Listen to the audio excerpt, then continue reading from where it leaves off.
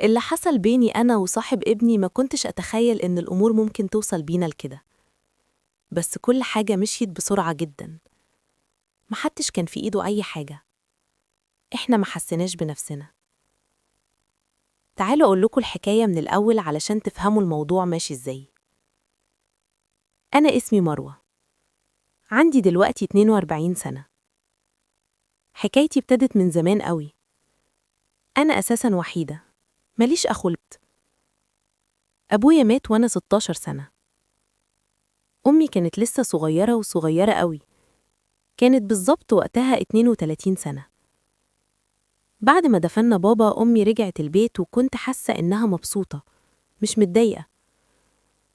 أنا عارفة إنها كانت صغيرة وأبويا كان أكبر منها بكتير، بس مش بالجراءة دي. اليوم ده هي عملت حاجة غريبة قوي. دخلت الأوضة وقلعت كل هدومها وفضلت تعمل حركات غريبة على السرير لحد ما تعبت ونامت. ووقتها ما كنتش فاهمة هي مالها، هو ده حزن ولا ده إيه؟ وبقت تخرج كتير وتتأخر بره، وابتدت الناس تتكلم.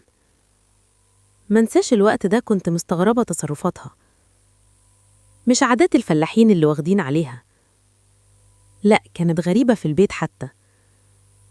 ولبسها نفسه الجواني اتغير خالص. بقت لا مؤاخذة بتلبس قمصان نوم عريانة أغلب الوقت.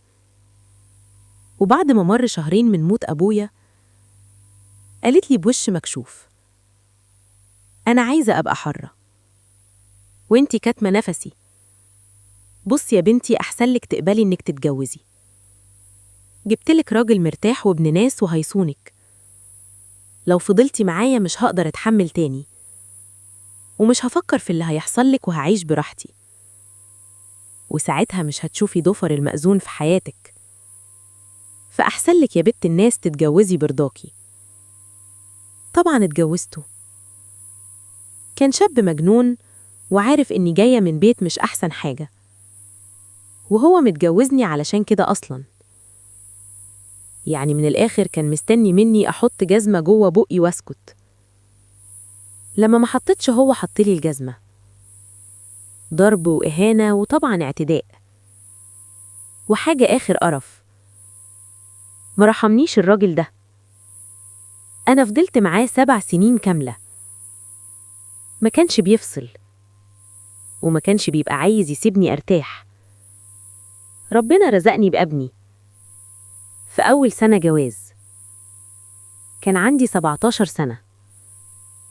أيوة، ما كنتش كبيرة. واتطلقت وأنا عندي أساساً 24 سنة. رماني في الشارع. وما كنتش متعلمة. وأمي ما كنتش أعرف عنها أي حاجة. من يوم ما جوزتني واختفت تماماً من حياتي. ومش من حياتي بس، لكن من العالم كله. اللي قالوا إنها هربت من البلد مع واحد، واللي قال إنها هربت وعايشة على حل شعرها كل شوية مع راجل. وكلام كتير اتقال عنها، بس محدش عارف إيه اللي حصل لها بالظبط. انت يلي بتسمعني دلوقتي أعتقد إنك شايف إني وسخة ومن عيلة قذرة، وبتقول لنفسك إيه القصة الزبالة دي؟ هي بتبرر اللي حصل بينها وبين صاحب ابنها؟ لا، مش ببرر أي حاجة. بس عمرو صاحب ابني كان أكبر منه ب7 سنين، أصغر مني ب10 سنين بس.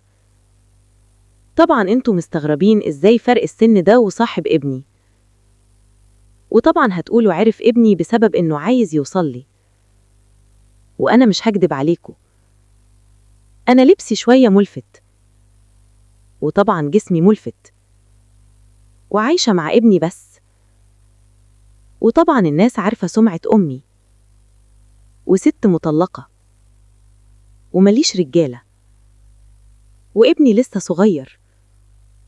عارف إن كل الناس قالت زيك بالظبط، الست دي مش مظبوطة، ومستحيل يعني تكون شريفة. مش ده اللي قلته وانت بتسمعني؟ عمرو اتعرف على كريم وهو عنده 13 سنة، وعمرو وقتها كان 20 سنة. طبعا قرب لكريم وابتدى يحاول يلزق له وبيحاول يضحك عليه علشان يجي البيت عندي على أساس إنه صاحب ابني، وإنتوا عارفين إن نيته ما كانتش تمام أبدا. السنين مرت وهو بقى أقرب واحد لابني، وبقى فاتح كلام بيني وبينه، وبقى يحاول إنه يرسم نفسه قدام الناس في الحتة ويتكلم معايا على أساس إنه حاكمني وإنه الراجل بتاعي. هو ما كانش بيحاول صراحة معايا، بس كان طبعا بيحاول. أكيد عارفين قصدي على إيه طبعا. كنت بصد وبقول عيل وبكرة يفهم، وفي نفس الوقت ما كانش ليا غيره ولا في بديل. لحد يوم أسود قرر إنه يهاجمني وساعتها بهدلني، بس بعد كده ما قدرتش أقوله ما تورينيش وشك تاني، لأن ببساطة ما كانش عندي بديل، وعارفة إن لو الكلب ده مشي 1000 غيره هيجوا. أنا مش مبسوطة باللي أنا فيه، بالعكس أنا قلتلكوا إني مش بحلل اللي حصل، ولا هقولكوا المرة دي إنه ما حصلش. لأ، حصل، وهي دي المصيبة. أسفة، أنا اندمجت في القصة اللي بكتبها. كل اللي قريتوه ده كان مجرد قصة. أنا الحمد لله أمي ست محترمة، عاشت حياتها مع راجل مش بتحبه، واستحملت أمور كتير علشان بنتها تعرف تتجوز جوازة محترمة وما يكونش مصيري زي مصير مروة. على فكرة، هقولكوا سر، ستات كتيرة قوي بقت علشان مستقبل ولادها بتتحمل المسؤولية أكتر من الرجالة، والرجالة بقت هي اللي بتهدد بخراب البيوت، والستات اللي بتضحي علشان البيوت تستمر. وبقى فيه يا تقبلي بالوضع الصعب قوي ده اللي مش قادرة تتحمليه ولا تتنفسي فيه وبتموتي كل يوم بسببه، يا هطلقك، يا تقبلي أدوس على أنوثتك وكرامتك وإنسانيتك بكل الأساليب، يا هطلقك. هي بتخاف يا عيني يتقال على عيالها أمكم مش كويسة، بكرة وبعده بتخاف العيال يكرهوها لأنهم عانوا بسبب إنها ما قدرتش تتحمل، وعلشان كده بتختار تتحمل وتتكتم وتموت وهي مرضي عنها علشان انتوا ما تجوش على عيالها وتجرحوا فيهم. يتهيالي إن وصمات العار اللي بتصيب العيال بسبب تصرفات والديهم سبب في إن ناس كتيرة قوي بتموت كل ثانية ومش قادرة تنطق لأنها خايسة تتطلق لما يجي حد لبنتها لما تكبر يتقاله دي أمها متطلقة. وعلى فكرة، أنا مش بتكلم على الأمور العادية وبس، لكن سؤال، لو الأم فعلا مش كويسة، إيه ذنب الابن أو البنت؟ بلاش دي، إيه ذنب البنت أو الابن لو الأب راجل مش كويس وسمعته مش أحسن حاجة وراجل بلطجي؟